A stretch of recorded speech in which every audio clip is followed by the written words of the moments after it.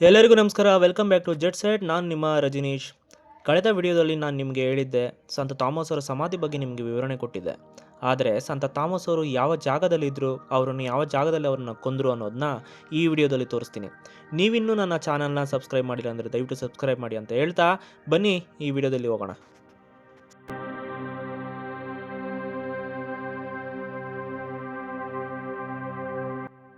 ಈ ವಿಡಿಯೋದಲ್ಲಿ ನಿಮಗೆ ಎರಡು ಜಾಗಗಳನ್ನು ತೋರಿಸ್ತೀನಿ. ಒಂದು ಚೆನ್ನೈನ ಲಿಟಲ್ ಮೌಂಟ್ ಶ್ರೈನ್ ಅಥವಾ ಚಿನ್ನಮಲೈ ಅಂತ ಏನು ಕರೀತಾರೆ, ಆ ಜಾಗದಲ್ಲಿರುವಂಥ ಈ ಚರ್ಚ್. ಇದೇ ಚರ್ಚಲ್ಲಿ ಒಂದು ಚಿಕ್ಕದಾದಂಥ ಒಂದು ಬೆಟ್ಟ ಇತ್ತು. ಆ ಬೆಟ್ಟದಲ್ಲಿ ಸಂತ ಥಾಮಸ್ ಅವರು ಕೆಲವು ದಿನಗಳವರೆಗೂ ಇಲ್ಲಿ ವಾಸ ಮಾಡ್ತಾಯಿದ್ರು. ಅವರಿದ್ದಂಥ ಗುಹೆ ಇದೇ ಚರ್ಚಲ್ಲಿ ನೀವು ನೋಡ್ಬೋದು. ನಾನು ಅದನ್ನ ತೋರಿಸ್ತೀನಿ.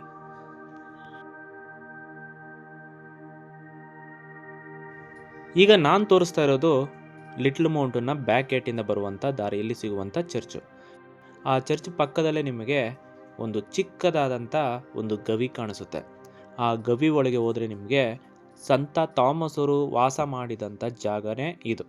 ನೀವು ಇಲ್ಲಿ ನೋಡ್ತಾ ಇರುವಂಥ ಕಲ್ಲಿನ ಮೇಲೆ ಸಂತ ಥಾಮಸ್ ಅವರು ಪ್ರಾರ್ಥನೆ ಮಾಡ್ತಾಯಿದ್ರು. ಸಂತ ಥಾಮಸ್ ಅವರು ತುಂಬ ಕಠಿಣವಾಗಿ ಪ್ರಾರ್ಥನೆ ಮಾಡ್ತಾ ಇದ್ರು ಅನ್ನೋದನ್ನ ಇದರಲ್ಲೇ ನೋಡ್ಬೋದು. ಯಾಕಂದರೆ ಅವರು ಪ್ರಾರ್ಥನೆ ಮಾಡುತ್ತಿದ್ದಾಗ ಬಿದ್ದಂಥ ಮಾರ್ಕ್ಗಳು ಅಲ್ಲಿ ನೀವು ನೋಡ್ಬೋದು. 3 ಮಾರ್ಕ್ಗಳು ಬಿದ್ದಿದೆ.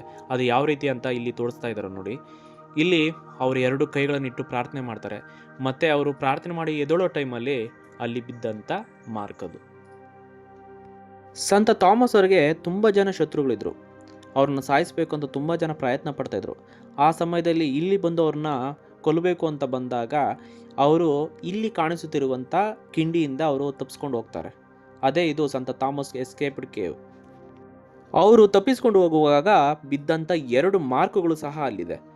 ಒಂದು ಮೇಲೆ ಒಂದು ನಿಮಗೆ ಎಡಗೈ ಮಾರ್ಕ್ ಅಲ್ಲಿ ಬಿದ್ದರೆ ಮತ್ತೊಂದು ಮಾರ್ಕು ಕೆಳಗಡೆ ನಿಮಗೆ ಕಾಣಿಸುತ್ತೆ.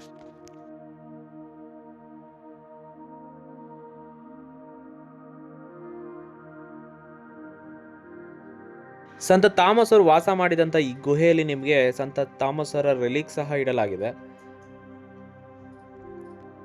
ಸಂತ ಥಾಮಸ್ ಅವರು ವಾಸ ಮಾಡಿದಂಥ ಗುಹೆಯ ಹೊರಗಡೆ ಮತ್ತೊಂದು ನಿಮಗೆ ಬಂಡೆಗಲ್ಲು ಸಿಗುತ್ತೆ. ಆ ಬಂಡೆಗಲ್ ಮೇಲೆ ಸಂತ ಥಾಮಸ್ ಅವರು ಪ್ರಾರ್ಥನೆ ಮಾಡ್ತಿದ್ದಂಥ ಮತ್ತೊಂದು ಜಾಗ. ಅಲ್ಲಿ ಯೇಸುವಿನ ಶಿಲುಬೆ ಗುರುತನ್ನು ಕೆತ್ತನೆ ಮಾಡ್ತಾರೆ. ಈ ಶಿಲುಬೆಯ ಮುಖಾಂತರವಾಗಿ ಪೋರ್ಚುಗೀಸರಿಗೆ ಗೊತ್ತಾಗುತ್ತೆ ಸಂತ ಥಾಮಸ್ ಅವರು 2000 ವರ್ಷಗಳ ಹಿಂದೆ ಭಾರತಕ್ಕೆ ಬಂದಿದ್ರು ಅಂತ. ಆ ಬಂಡೆಯ ಪಕ್ಕದಲ್ಲಿ ನಿಮಗೆ ಒಂದು ಚಿಕ್ಕದಾದಂಥ ನೀರಿನ ಒಂದು ಹಳ್ಳ ಸಿಗುತ್ತೆ. ಈ ಹಳ್ಳದಲ್ಲಿ ಇವತ್ತಿಗೂ ಸಹ ನೀರು ಹಾಗೇ ಇದೆ. ಇದು ಸಂತ ಥಾಮಸ್ ಅವರು ನೀರನ್ನು ಕುಡಿಯುತ್ತಿದ್ದಂಥ ಜಾಗ. ಚರ್ಚಿನ ಹಿಂಭಾಗ ಕೃತಕವಾಗಿ ನಿರ್ಮಾಣ ಮಾಡಿದಂಥ ಮತ್ತೊಂದು ಗವಿ ನೀವು ನೋಡ್ಬೋದು. ಈ ಗವಿಯಲ್ಲಿ ಸಂತ ಥಾಮಸ್ ಅವರನ್ನು ನಂಬಿದಂಥ ಅನುಯಾಯಿಗಳು ಸಂತ ಥಾಮಸ್ ಅವರ ಶರೀರವನ್ನು ಸ್ಯಾಂತೋಮ್ ಚರ್ಚಿಗೆ ತಗೊಂಡೋಗಿ ಅಲ್ಲಿ ಸಮಾಧಿ ಮಾಡ್ತಾರೆ. ಅದರ ಸನ್ನಿವೇಶವನ್ನು ನೀವು ಅಲ್ಲಿ ನೋಡ್ಬೋದು.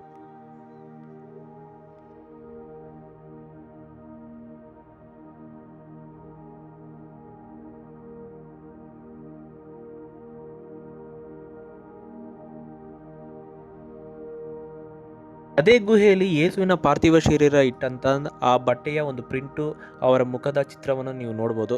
ಅದೇ ರೀತಿ ಅವರನ್ನು ಶಿಲುಬೆಗೆ ಹಾಕಿದಂಥ ಆ ಮರದ ಒರಿಜಿನಲ್ ರೆಲಿಕ್ ಸಹ ಅಲ್ಲಿ ಇಡಲಾಗಿದೆ. ಅದು ಸಹ ನೀವು ನೋಡ್ಬೋದು.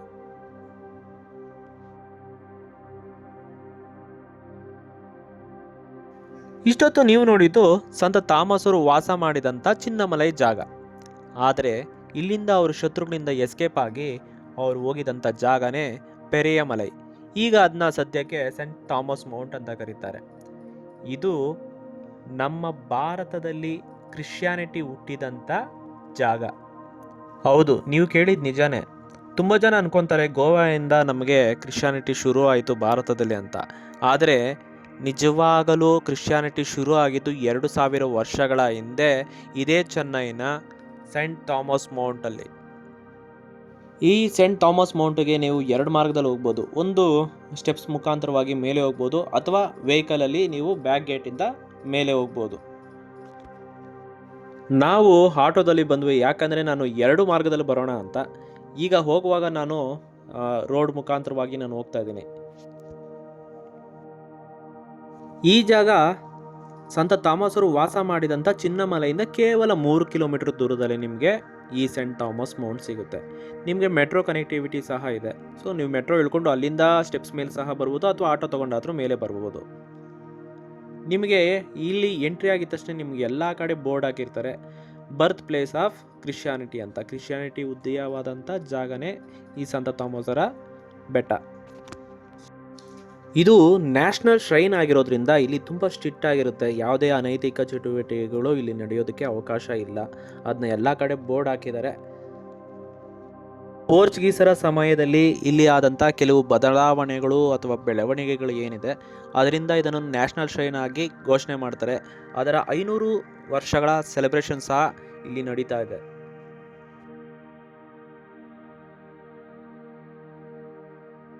ನೀವು ಪಾರ್ಕಿಂಗಿಂದ ಸ್ವಲ್ಪ ದೂರ ಮೇಲೆ ನಡ್ಕೊಂಡು ಹೋಗ್ಬೇಕಾಗತ್ತೆ. ವಯಸ್ಸಾದರೂ ಸಹ ನಡ್ಕೊಂಡು ಹೋಗ್ಬೋದು, ಏನು ತೊಂದರೆ ಇಲ್ಲ. ಪಾರ್ಕಿಂಗಿಗೆ ಒಂದು 20 ರೂಪಾಯಿ ಕೊಟ್ಟರೆ ಸಾಕು. ಪಾರ್ಕಿಂಗಿಂದ ಸ್ವಲ್ಪ ಮುಂದೆ ಬಂದಮೇಲೆ ನಿಮಗೆ ಮತ್ತೊಂದು ಬೋರ್ಡ್ ಕಾಣಿಸುತ್ತೆ, land of martyrdom of Saint Thomas. ಅಂದರೆ ಸಂತ ಥಾಮಸ್ ಅವರು ಯಾತನೆಯನ್ನು ಅನುಭವಿಸಿ ರಕ್ತ ಸಾಕ್ಷಿಗಳಾಗಿ ಸಾವನ್ನು ಅಪ್ಪಿದಂಥ ಜಾಗ.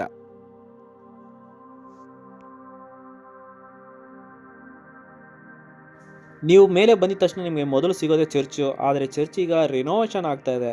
ಹಳೆ ಚರ್ಚ್ನೆಲ್ಲ ಡೆಮಾಲಿಷ್ ಮಾಡಿ ಹೊಸ ಚರ್ಚ್ ನಿರ್ಮಾಣ ಮಾಡ್ತಾ ಇದ್ದಾರೆ. ಆದ್ದರಿಂದ ಯಾವುದೇ ಪ್ರಾರ್ಥನೆಗಳು ನಡಿಬೇಕಾದ್ರೂ ಹೊರಾಂಗಣದಲ್ಲಿ ಮಾಡ್ತಾ ಇದ್ದಾರೆ.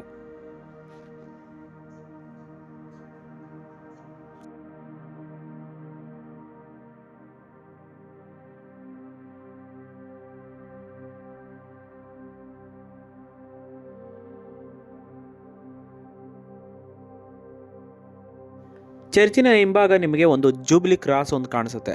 ಆ ಜೂಬ್ಲಿ ಕ್ರಾಸಿಂದ ನಿಂತ್ಕೊಂಡು ನೋಡಿದ್ರೆ ನಿಮಗೆ ಎಂಟೈರ್ ಚೆನ್ನೈ ಸಿಟಿ ಕಾಣಿಸುತ್ತೆ.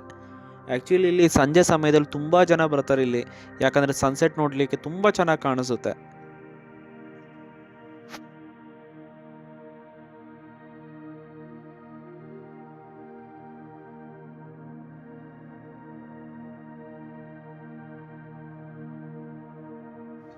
ವಯಸ್ಸಾದವರು ಮೇಲೆ ಬರ್ಲಿಕ್ಕೆ ಆಗೋದಿಲ್ಲ ಅಂತ ಕೆಳಗಡೆ ನಿಮಗೆ ಇನ್ನೊಂದು ಚರ್ಚ್ ಕಾಣಿಸ್ತಾ ಇದೆ ನೋಡಿ, ಅದು ಸೆಂಟ್ ಪ್ಯಾಟ್ರಿಕ್ಸ್ ಚರ್ಚ್. ತುಂಬ ಜನ ಇಲ್ಲಿ ಬರ್ಲಿಕ್ಕೆ ಆಗಲಿಲ್ಲ ಅಂದರೆ ಅಲ್ಲಿ ಪ್ರಾರ್ಥನೆಗೆ ಹೋಗ್ತಾರೆ.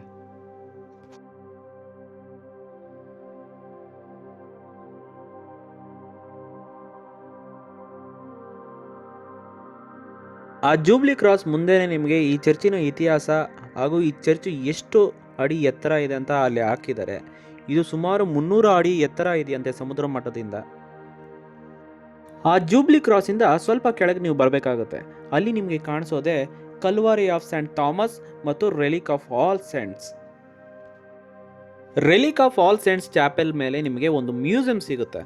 ಆ ಮ್ಯೂಸಿಯಮಲ್ಲಿ ಸಂತ ಥಾಮಸ್ ಅವರು ಭಾರತಕ್ಕೆ ಯಾವಾಗ ಬಂದರು, ಯಾವ ರೀತಿ ಬಂದರು, ಅವರು ಯಾವ ಯಾವ ಜಾಗದಲ್ಲಿ ಉಳ್ಕೊಂಡ್ರು, ಅದೇ ರೀತಿ ಅವರು ಸ್ಥಾಪನೆ ಮಾಡಿದಂಥ 7 ಚರ್ಚ್ಗಳ ಬಗ್ಗೆ ಸಹ ಅಲ್ಲಿ ಒಂದು ವಿವರಣೆ ಕೊಟ್ಟಿದ್ದಾರೆ.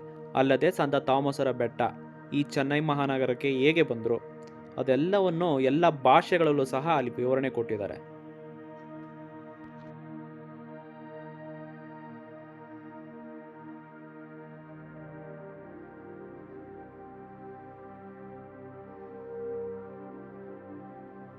ಪುರಾತತ್ವ ಇಲಾಖೆಯವರು ಈ ಸಂತ ಥಾಮಸರ ಬೆಟ್ಟದಲ್ಲಿ ಸಂತ ಥಾಮಸರು ಇದ್ರಾ ಇಲ್ವೋ ಅನ್ನೋದನ್ನ ಚೆಕ್ ಮಾಡೋದಕ್ಕೆ ಪುರಾವೆ ಹುಡುಕ್ತಾರೆ. ಆಗ ಅವರ ಸಂಶೋಧನೆಯಲ್ಲಿ ಸಿಕ್ಕದಂಥ ಮಡಕೆಯ ಚೂರುಗಳೇ ಇದು. ಇದೆಲ್ಲ ಸ್ವಂತ ಥಾಮಸ್ ಅವರು ಉಪಯೋಗ ಮಾಡ್ತಿದ್ದಂಥ ವಸ್ತುಗಳು. ಇದು ಪುರಾತತ್ವ ಇಲಾಖೆಗೆ ಸಿಕ್ಕಿತ್ತು. ಇದನ್ನ ಈಗ ಮ್ಯೂಸಿಯಂನಲ್ಲಿ ಇಟ್ಟಿದ್ದಾರೆ. ಅವ್ರು ಉಪಯೋಗ ಮಾಡ್ತಿದ್ದಂಥ ಕಲ್ಲುಗಳು. ನೀವು ನೋಡ್ಬೋದು ಇಲ್ಲಿರೋದೆಲ್ಲ ಸಂತ ಥಾಮಸ್ ಅವರು ಉಪಯೋಗ ಮಾಡಿದಂಥ ವಸ್ತುಗಳು ಮತ್ತು ಅವರಿದ್ದಂಥ ಜಾಗಗಳು. ಇದು ನಾನು ಕಳೆದ ವಿಡಿಯೋಗಳಲ್ಲಿ ನಾನು ನಿಮಗೆ ತೋರಿಸಿದ್ದೆ, ಅದೇ ಪಿಕ್ಚರ್ಗಳು ಅಲ್ಲಿದೆ.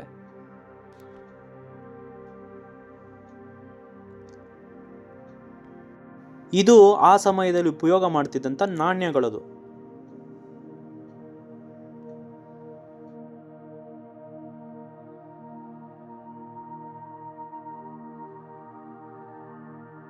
ಈ ಬೆಟ್ಟಕ್ಕೆ ಪೋಪ್ ಜಗದ್ಗುರುಗಳು ಸಹ ವಿಸಿಟ್ ಮಾಡಿದ್ದಾರೆ.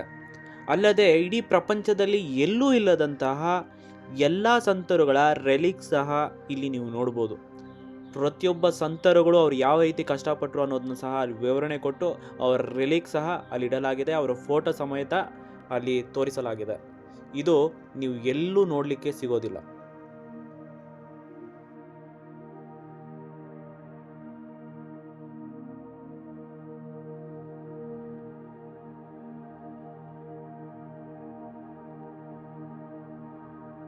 ಅಷ್ಟು ಮಾತ್ರ ಅಲ್ಲ, ಯೇಸುವಿನ ಜೊತೆ ಇದ್ದಂಥ 12 ಜನ ಅಪೋಸ್ತಲ ಶಿಷ್ಯರು ಯಾರಿದ್ದಾರೆ ಅವರ ರೆಲಿಕ್ ಸಹ ನೀವು ಇದೇ ಜಾಗದಲ್ಲಿ ನೀವು ನೋಡ್ಬೋದು.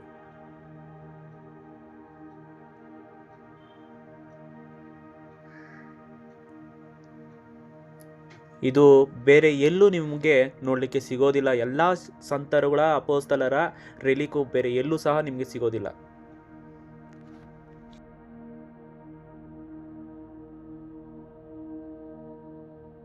ಅದರ ಪಕ್ಕದಲ್ಲೇ ನಿಮಗೆ ಕಲ್ವಾರಿ ಆಫ್ ಸೆಂಟ್ ಥಾಮಸ್ ಕಾಣಿಸುತ್ತೆ. ಅಲ್ಲಿ ನಿಮಗೆ ಸಂತ ಥಾಮಸ್ ಅವರು ಯಾವ ರೀತಿ ಕಷ್ಟಪಟ್ಟರು ಅವರನ್ನು ಕೊಲೆ ಮಾಡಿದಂಥ ಸನ್ನಿವೇಶ ಅದನ್ನೆಲ್ಲವನ್ನು ಚಿತ್ರಣವಾಗಿ ಅಲ್ಲಿ ತೋರಿಸಿದ್ದಾರೆ.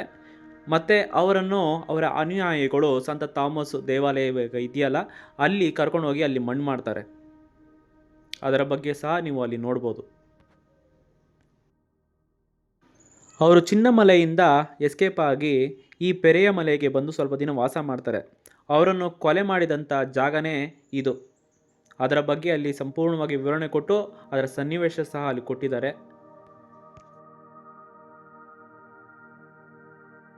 ಅಷ್ಟೇ ಅಲ್ಲದೆ ಯೇಸುವಿನ ಜೊತೆ ಇದ್ದಂಥ 12 ಶಿಷ್ಯರು ಅಪೊಸ್ತಲ ಶಿಷ್ಯರು ಯಾರಿದ್ದಾರೆ ಅವರು ಯಾವ ರೀತಿ ಸತ್ರು, ಯಾವ ರೀತಿ ರಕ್ತ ಸಾಕ್ಷಿಗಳಾದರು ಅನ್ನೋದನ್ನ ಸಹ ಅಲ್ಲೆಲ್ಲ ಚಿತ್ರಗಳ ಮುಖಾಂತರವಾಗಿ ತೋರಿಸಲಾಗಿದೆ. ಒಬ್ಬೊಬ್ಬರ ಚಿತ್ರಗಳು ತುಂಬ ಕಠಿಣವಾಗಿದೆ ಅನಿಸ್ತಿದೆ. ಅದರಲ್ಲೂ ನನಗೆ ಬಾರ್ತೊಲೊಮಾಯರ ಅವರ ಕತೆ ಕೇಳಿ ಮಾತ್ರ ನನಗೆ ತುಂಬ ನೋವಾಯಿತು. ತುಂಬ ಎಷ್ಟು ಕಷ್ಟಪಟ್ಟಿದ್ದಾರೆ ಅನಿಸ್ತು. ಯಾಕಂದರೆ ಅವರ ಚರ್ಮವನ್ನು ಸೀಳ್ತಾರೆ, ಚರ್ಮ ಒಂದೊಂದೇ ತೆಗೆದುಬಿಟ್ಟು ಅವ್ರನ್ನ ಕೊಲೆ ಮಾಡಿ ಸಾಯಿಸ್ತಾರೆ. ಅದ್ರ ಬಗ್ಗೆ ಸಹ ಅಲ್ಲಿ ಕೊಟ್ಟಿದ್ದಾರೆ. ಅದರ ಮುಂದೆನೇ ನಿಮಗೆ ತುಂಬ ಜನ ಅರಕೆಗಳು ಮಾಡ್ಕೊಂಡಿರೋದು ನನಗೆ ಕಾಣಿಸ್ತಾ ಇದೆ. ಅಲ್ಲಿ ಏನೋ ಕಲ್ಲುಗಳ ಮೇಲೆ ಕಲ್ಲಿಟ್ಟು ಮನೆ ರೀತಿ ಮಾಡಿದ್ದಾರೆ.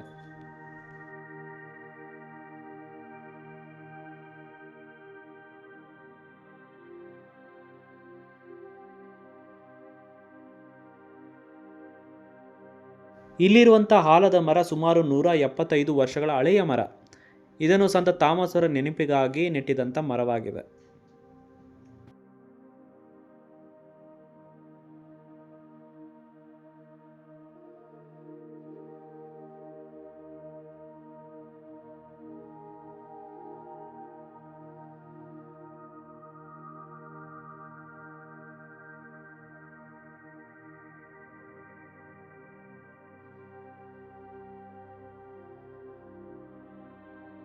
ಈ ಬೆಟ್ಟದ ಪಕ್ಕದಲ್ಲಿ ನಿಮಗೆ ಚೆನ್ನೈ ಇಂಟರ್ನ್ಯಾಷನಲ್ ಏರ್ಪೋರ್ಟ್ ಸಹ ನೀವು ನೋಡ್ಬೋದು.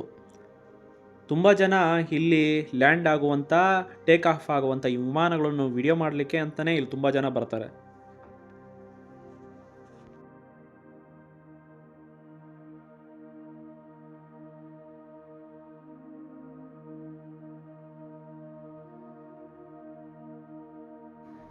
ಈಗ ಇಲ್ಲಿಂದ ನಾವು ಹೊರಡುವಂಥ ಸಮಯ. ನಾವು ಹೋಗುವಾಗ ಸ್ಟೆಪ್ಸಿಂದ ಕೆಳಗಡೆ ಬಂದ್ವಿ. ಕೇವಲ ಜಸ್ಟ್ 15 ಮಿನಿಟ್ಸಲ್ಲೇ ನಾವು ಕೆಳಗಡೆ ಬಂದುಬಿಟ್ವಿ. ಆರಾಮಾಗಿ ವಯಸ್ಸಾದವರು ಸಹ ಬರ್ಬೋದು.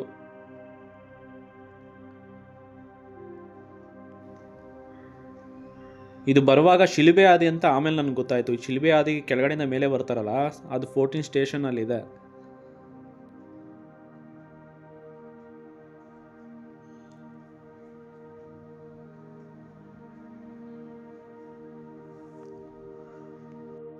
ಆ ಸ್ಟೆಪ್ಸ್ ಪಕ್ಕದಲ್ಲೇ ನಿಮಗೆ ತುಂಬ ಮನೆಗಳು ನಾನು ನೋಡಿದೆ. ತುಂಬ ಮನೆಗಳು ಈ ಬೆಟ್ಟಕ್ಕೆ ಅಟ್ಯಾಚ್ ಆಗಿದೆ.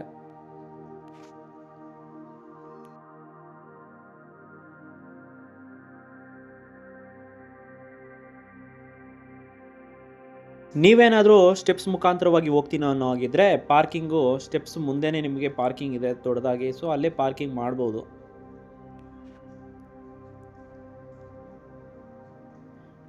ವಯಸ್ಸಾದವರಿಗೆ ಬರ್ಲಿಕ್ಕೆ ಆಗೋದಿಲ್ಲ ಅಂತ ಪಕ್ಕದಲ್ಲೇ ಪ್ಯಾಟ್ರಿಕ್ಸ್ ಚರ್ಚ್ ಸಹ ಇದೆ. ಸೊ ಅದು ಸಹ ನೀವು ನೋಡ್ಬೋದು.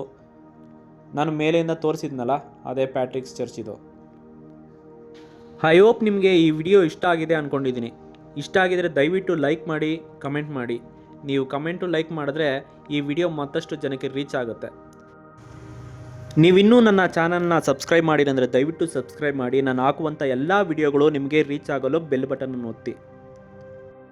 ಇದಾಗಿತ್ತು ಸಂತ ಥಾಮಸರು ಇದ್ದಂಥ ಗುಹೆ ಮತ್ತು ಅವರನ್ನು ಕೊಲ್ಲಲ್ಪಟ್ಟಂಥ ಜಾಗ. ಅವರ ಸಮಾಧಿ ಬಗ್ಗೆ ಮತ್ತೊಂದು ವಿಡಿಯೋ ನಾನು ಮಾಡಿದ್ದೀನಿ, ಅದನ್ನು ಎಂಡ್ ಸ್ಕ್ರೀನಲ್ಲಿ ಹಾಕ್ತೀನಿ, ಅದನ್ನು ಸಹ ನೋಡಿ ನನಗೆ ಸಪೋರ್ಟ್ ಮಾಡಿ. ಸೊ ಮತ್ತೊಂದು ವಿಡಿಯೋದಲ್ಲಿ ಮತ್ತೊಂದು ಜಾಗದಲ್ಲಿ ಮತ್ತೆ ಸಿಗೋಣ. ಅಲ್ಲಿವರೆಗೂ ಟಾಟಾ, ಬಾಯ್ ಬಾಯ್.